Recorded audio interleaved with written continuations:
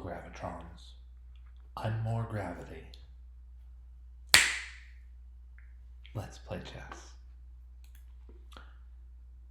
So we're gonna start a game in the rapid time controls. 10 minutes per side plus a 5-second increment per move.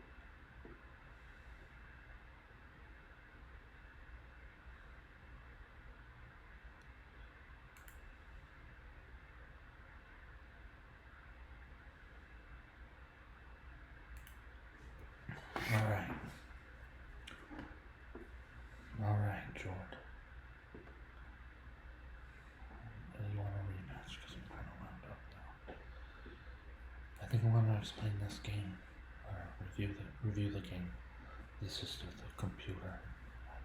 The game's now finished.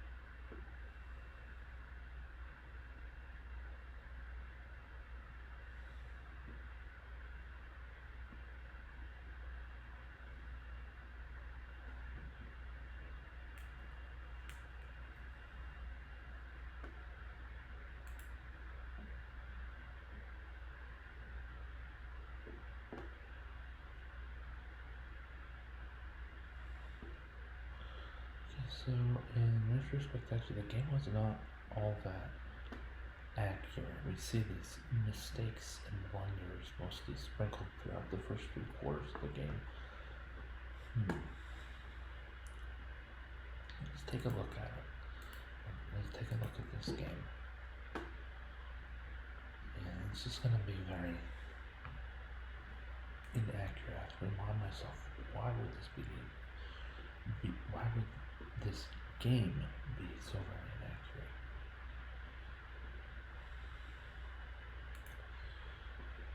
Both sides are trying to find their paths here. Certain moves neglect opportunities here in the middle game. It's reasonably complicated middle game. Black's king isn't all that safe. There are a lot of pieces left on the board. 3 pawns total have been removed from the board.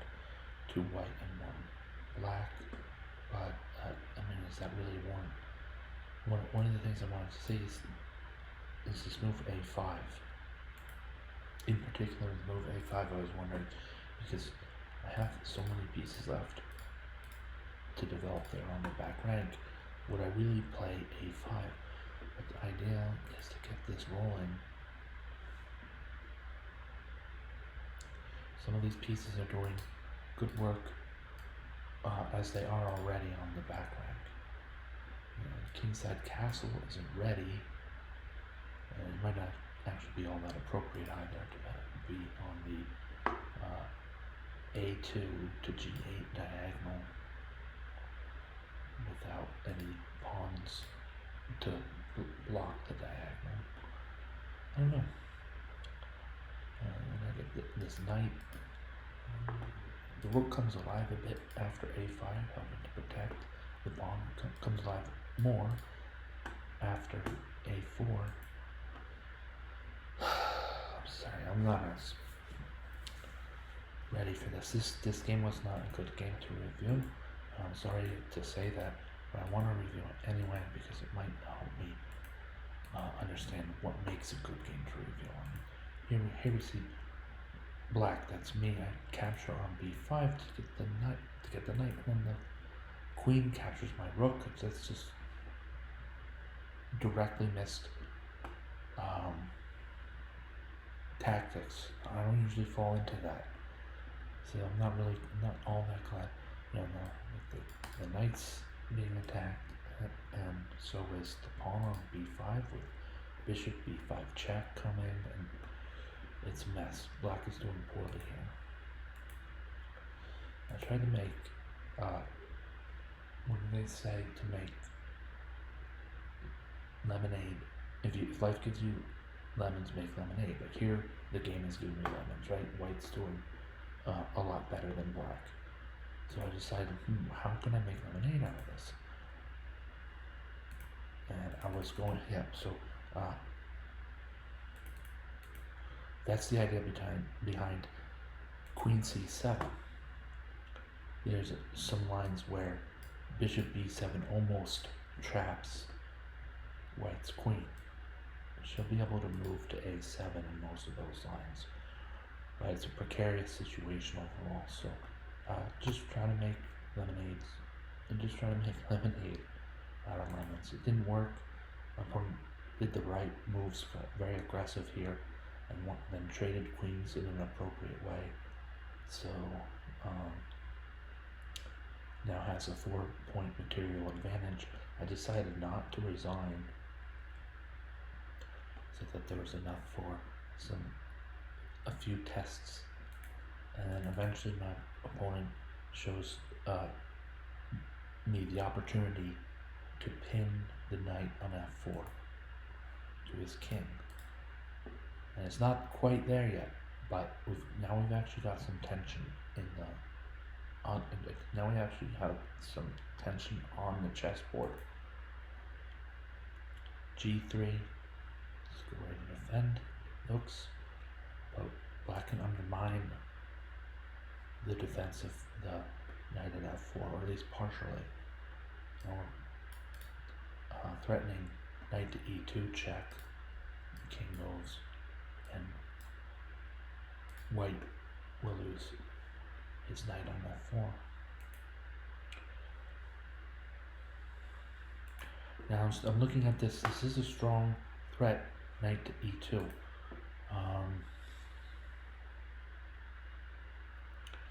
If rook to e1 was a blunder, what would not have been? I'm thinking maybe rook to d3 doesn't do it. No, yeah, rook to d3 might be good here. Rook to d3, knight e2 check. No, yeah, I'm not sure. Maybe just stepping out of the check. You know, king moves to b1, and all of a sudden knight to e2 is a disaster rather than a winning move. I think king to b1 is good. Let's check with the analysis engine. King to b1, I found it. The only good move. I'm proud of that. And this is the type of position I'd like to find the only good move. So king to b1 keeps white in the lead. Keeps white with a strong advantage. That didn't happen. We saw rook to e1, or actually rook at f to e1. Bishop takes f4 check, picking up a full piece, and now black is cooking with gas, so to speak. There's some moves here that this c3 intends to strengthen the pawn chain on the queen side, and it kind of does, but black has more tricks up his sleeve with rolling up on this f2 square,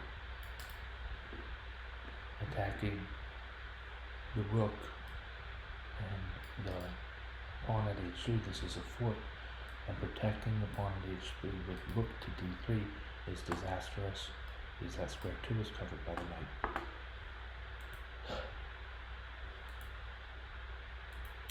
So yeah, this is just, I don't mean to be negative about things, but things went very well here for black. After rook to f1, then black will capture the rook at d1 and be up the exchange even after rook takes f4, which at that point, that is the correct exchange. It is the correct piece to capture. What's that? Then another thing I'm really glad how I played here is I didn't just get scared and find myself in a shell of some sort, or just make my king more active. You wouldn't want to do that in a position like this. When your opponent has 1, 2, 3, 4 connected, passed pawns. Alright, you cannot take this lightly, and I didn't. I played rook to b5, and this is a great move. This is not, this is a move you might play naturally. Rook to b5 seems good naturally, or in a quick way. I actually investigated the alternatives and decided, yes, indeed, this natural looking move is also best. double attack on b2 cannot be dealt with by white. Some idea, so after rook to b, let's make the move. And now, as white, so of course the threat is rook takes b2 check, or knight takes b2. Either way, these moves that deal with this, or seem to deal with this, b3 or b4, keep the b pawn on the board, but instead lose the c pawn at c3. I think no matter how white deals with the threat against b2, black's knight will capture on c3 with check, and it's huge because it's not just about the b pawn or the c. It's not just about the b pawn or the c pawn in this case. It's about breaking up the continuity of these four. The four connected passed pawns is huge. A pawn island of 2 and a pawn island of 1 is not as huge. Pawn to b3, and then so, yeah, knight takes c3 check. Trying to grind another pawn here. There might have been something in that way, but h5 also starts to show that this rook on h4, I agree it was a good move. I agree with my opponent and with the evaluating engine. This is a pretty darn good move when it occurred. But now he has no vertical movement in the chessboard, right? And he has his own pawn on d4 is blocking a lot of his would-be horizontal movement, and black already has a lot of other squares covered along the way, so he becomes the subject of finding a way to trap. I'm gonna say that he becomes like I'm looking to trap that rook is what I'm saying. I want to trap the rook at h4. I don't know if it's quite there yet, but soon enough, it's a threat to be made, and it's a good threat, partly because it's not obvious right away. And here I played g5, and the rook is indeed trapped now. Pull my rook back to b1 with the one-off attack against b5. And I think the rook has no way to avoid being lost. And that's game. Now, take a look at the highlights. The game was 60s and 70s. Okay, we addressed that. But also, I want to play out the rest of this game against computer. About 5 minutes it'll take me, I'd say. And then I'll be signing off. Black to move. The first thing you want to look at right here is pawn f4. First of all, is it safe? And it is. So the king starts to attack that pawn, and black can get his rook moving to help with the safety of that pawn. This horizontal check, pretty much, that's what some call the death knell.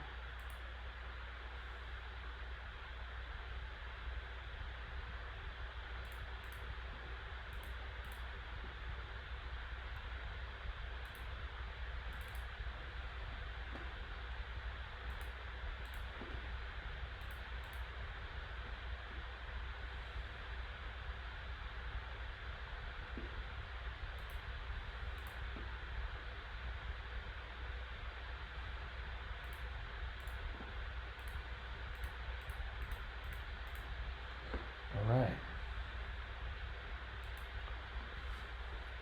We'll let this, we'll review this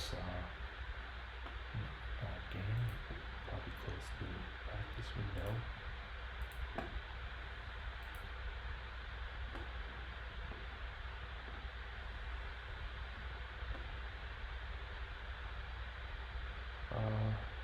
This is my game history, so let's move that. And this is at 72, 78. There were some interesting points, and I felt like points were mostly coaching points. You know, a lot of, well, not necessarily tactical points, but sticking with the game even when things don't look so good.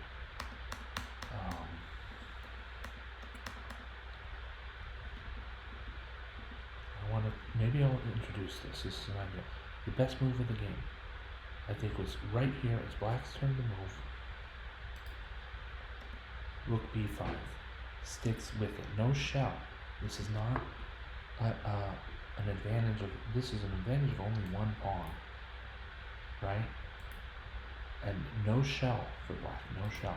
You have to be aggressive against a force of pawns as strong as these four passed pawns. You have to be aggressive against it, or they'll steamroll you back and your one will get promoted. So instead of that,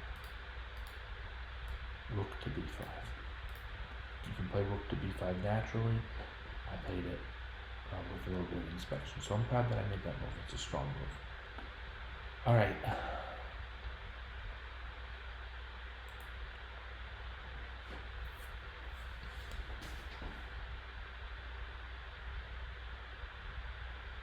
Thank you so much for watching. Thank you, Gravitrons. I'm more gravity.